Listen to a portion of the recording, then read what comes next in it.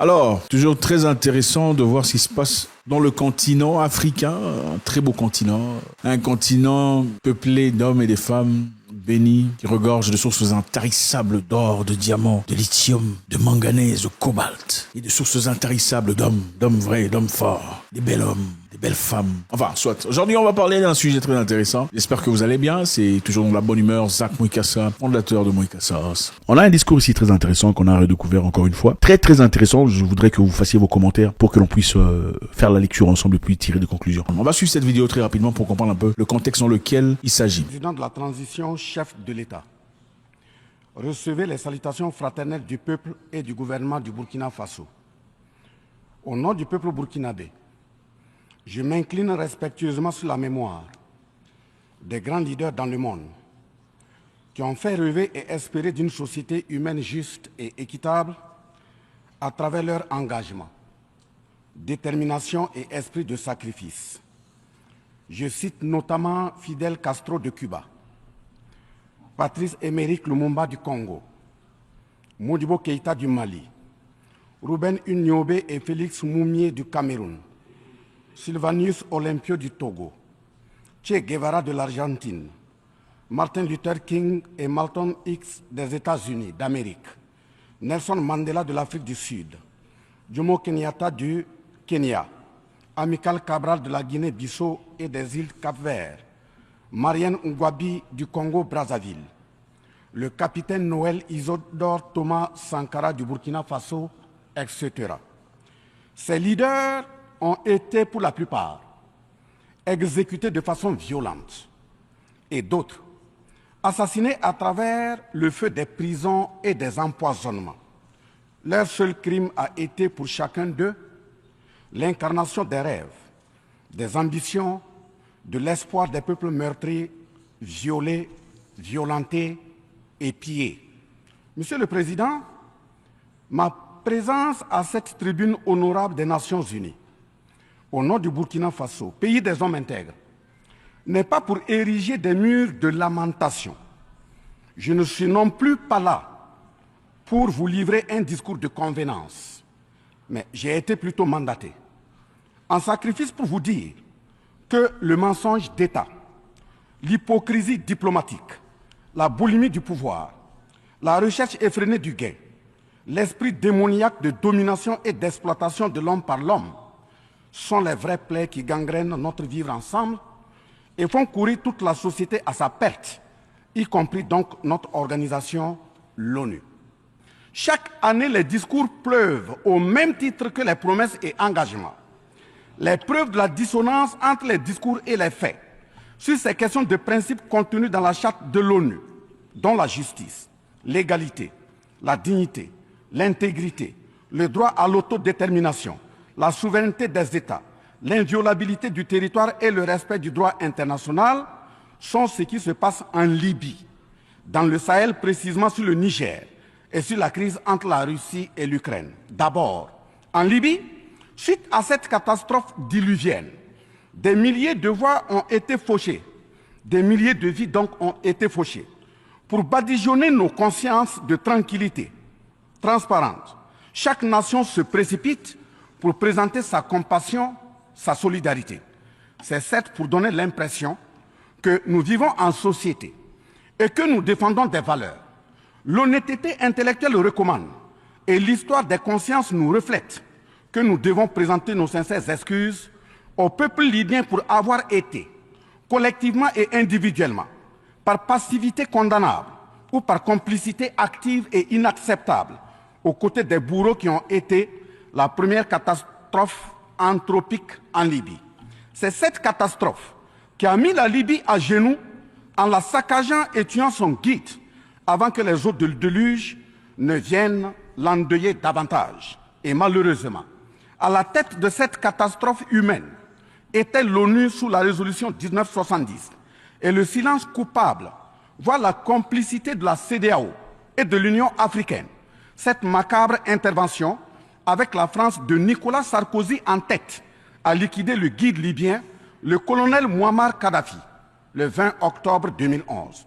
Si les condoléances au peuple libyen avaient un minimum de bon sens et sans hypocrisie, cette diplomatie macabre n'aurait jamais lieu autour du cas du Niger pour y créer une Libye bis. Ensuite, pour preuve que les relations internationales sont teintées d'une haute hypocrisie diplomatique, dénudées de conscience, de morale, de dignité, d'intégrité, de justice, donc de paix, ce sont encore les mêmes gesticulations dans un aliment scandaleusement mortifère qui s'agitent comme des fauves autour de leur proie blessée pour la dévorer. Aujourd'hui, nous avons fait le constat malheureux que, contrairement au discours de profession de bonne foi prononcé à cette tribune de l'ONU, invitant au respect de la Charte de l'ONU et du droit international, les dirigeants représentant le peuple frère du Niger ont été pratiquement interdits d'accès au siège des Nations Unies. Le Burkina Faso condamne fermement cette manœuvre sordide qui relève de pratiques moyenâgeuses. Cela ne peut évidemment se faire que par des esprits en perte de valeurs essentielles pour toute vie harmonieuse en société. De ce fait, nous renchérissons pour dire que l'ONU ne doit en aucun cas être un instrument dans les mains d'un quelconque pays. Les leaders panafricanistes qui se sont battus pour l'unité africaine, nos grands-parents qui sont tombés dignement sous les balles assassines des colons, les dignes fils africains qui se sont sacrifiés pour l'honneur sur le continent et qui ont lutté férocement contre la traite négrière et le néocolonialisme, ont eu leur sommeil de guerriers perturbé pour avoir entendu qu'une poignée d'enfants égarés de l'Afrique tiennent le Niger, telle une boule de coton, à l'envahisseur afin qu'il y mette le feu. Oui, cher continent africain, une poignée de tes enfants a décidé de t'humilier et de te vilipender à travers le mensonge éhonté d'État, en commençant par le Niger. Par conséquent, je lance un appel vibrant et solennel au peuple sénégalais, béninois, nigérian, ghanéen, tchadien, ivoirien, comorien, bissau-guinéen et tous les peuples d'Afrique à se mobiliser davantage dans la fraternité et la solidarité africaine afin d'éviter que les impérialistes mettent le feu au Niger, comme le cas de la Libye. Monsieur le Président, Monsieur le Secrétaire général, distingué personnalité, j'insiste à cette tribune de l'ONU et devant le monde entier que la CEDEAO, l'Union africaine et l'ONU doivent impérativement se muer en des organisations véritables des peuples en lieu et place de structures d'une minorité de chefs d'État. Elles ne doivent pas être utilisées et instrumentalisées pour déstabiliser des pays frères en assassinant leurs leaders. Ce n'est qu'à ce prix que la charte de l'ONU et le droit international auront un sens. Enfin, parlant de la charte de l'ONU et du droit international, un conflit entre la Russie et l'Ukraine est entretenu et voulu par certaines puissances. Ainsi, plusieurs pays occidentaux, notamment les États-Unis et l'Union européenne, y ont déversé toutes sortes de soutien, notamment militaire.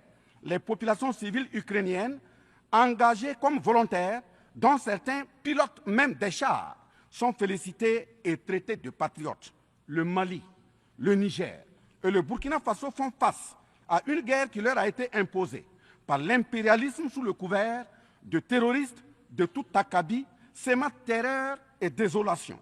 Malgré l'existence de cette même charte des Nations Unies, avec ses principes d'égalité, de justice d'une part, et d'autre part, le même droit international invoqué à cette tribune de l'ONU, il y a nettement un fossé abyssal dans le traitement des questions. Monsieur le Président, Monsieur le Secrétaire général, ce tableau peu reluisant de cette communauté internationale, caractérisée par la non-assistance à États en proie au terrorisme, l'hypocrisie internationale, la suprématie de quelques puissances au sein de l'ONU, la complicité au pillage de l'Afrique, etc., ne commande-t-il pas la traduction de cette communauté internationale devant la Cour pénale internationale?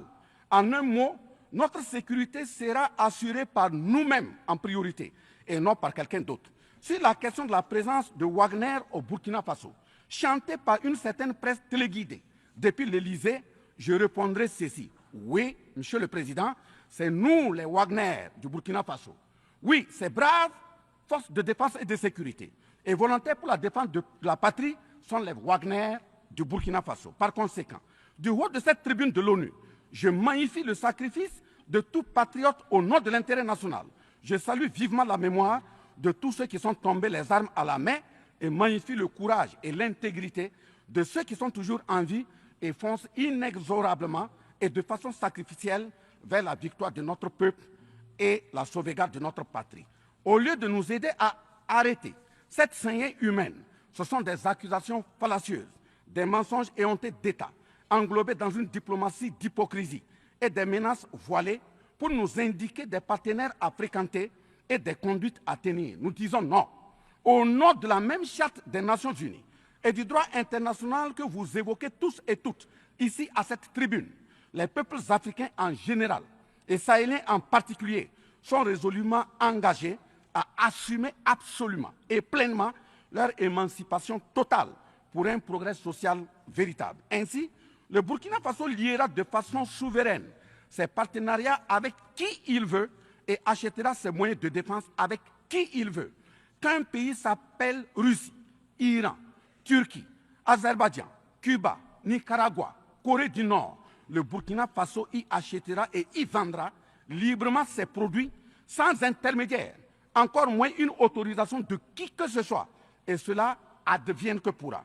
Monsieur le Président, Monsieur le Secrétaire général, parlant toujours d'hypocrisie et de mensonges d'État, dans cette question de lutte contre le terrorisme, en général et dans le Sahel en particulier, voici d'autres faits que vous n'ignorez certainement pas, et j'en suis certain. Au Mali, au Niger et au Burkina Faso, il n'y a ni usine de fabrique d'armes, ni de munitions. Qui recrute donc ces terroristes? Qui les entraîne? Qui les dote en permanence? Qui les nourrit et avec quels moyens? Croyez-vous à cette philanthropie au nom de laquelle des Occidentaux vont envoyer leurs militaires au Sahel mourir pour des beaux yeux des Sahéliens? Si oui, qu'est-ce qui justifie les énervements et autres gesticulations puériles et diplomatiques dès qu'on dit à la France de déguerpir militairement? La vraie raison, ce sont les ressources du sous-sol au Sahel. En effet, l'Assemblée nationale française a voté la loi numéro 057-7-27 du 10 janvier 1957, parue dans le journal officiel de la République française du 12 janvier 1957, portant création de l'Organisation commune des régions sahariennes, OCRS, qui regroupe des parties du Mali, du Burkina Faso, du Niger, de la Mauritanie, de l'Algérie, etc. Cette zone n'a jusque-là pas d'égal dans le monde en termes de richesse de sous-sol. À titre d'exemple, la nappe phréatique la plus importante va de la Mauritanie à la Somalie, en passant par le Mali, l'Algérie, la Libye, le Niger, etc. Le journal Le Monde du 23 juin 1957 avançait le chiffre de 6 à 7 millions de tonnes de pétrole comme production potentielle annuelle du Sahara.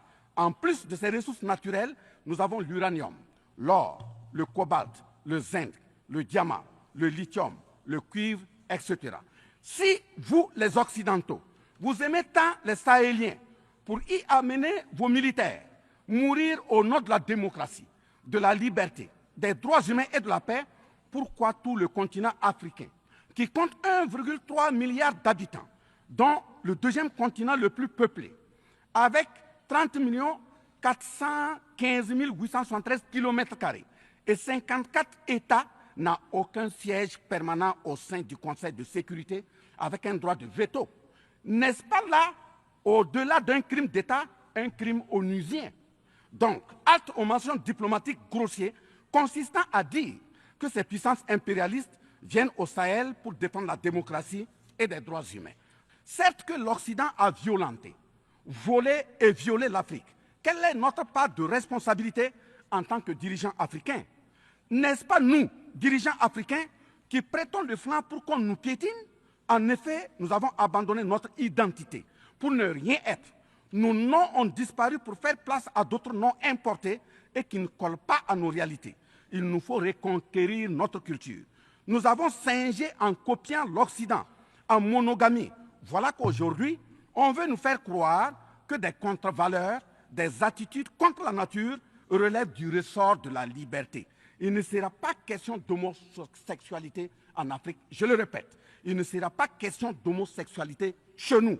Monsieur le Président, ce qui vient d'être décrit sont les étiquettes profondément malheureuses d'une ONU aujourd'hui résumée qu'à sa portion de forme, car 1,2 milliard de personnes sont plongées dans la misère. L'ONU qui devient de plus en plus l'ombre d'elle-même de par les tentatives de sa prise en otage par un conglomérat de puissances internationales impérialistes, brouillant ainsi la clarté et le sérieux dans ses prises de position, etc. Par conséquent, les peuples africains en général, et sahéliens en particulier, se battront vigoureusement pour que la CEDEAO, l'Union africaine et l'ONU soient des institutions au service véritablement des peuples du monde pour leur profonde émancipation et le progrès social véritable.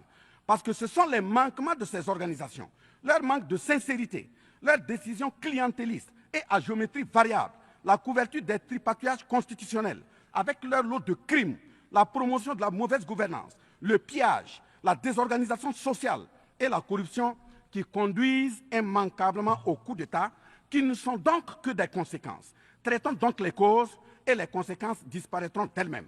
Mais si nous continuons avec ce jeu de l'Autriche, à la diplomatie d'hypocrisie, aux mensonges éhontés d'État, aux crimes organisés, au tripatouillage constitutionnel et à la fabrication de l'armée à la tête de nos États africains, même l'ONU risque de ne pas échapper à un coup d'État. À bon entendeur, salut. Bande de mercenaires.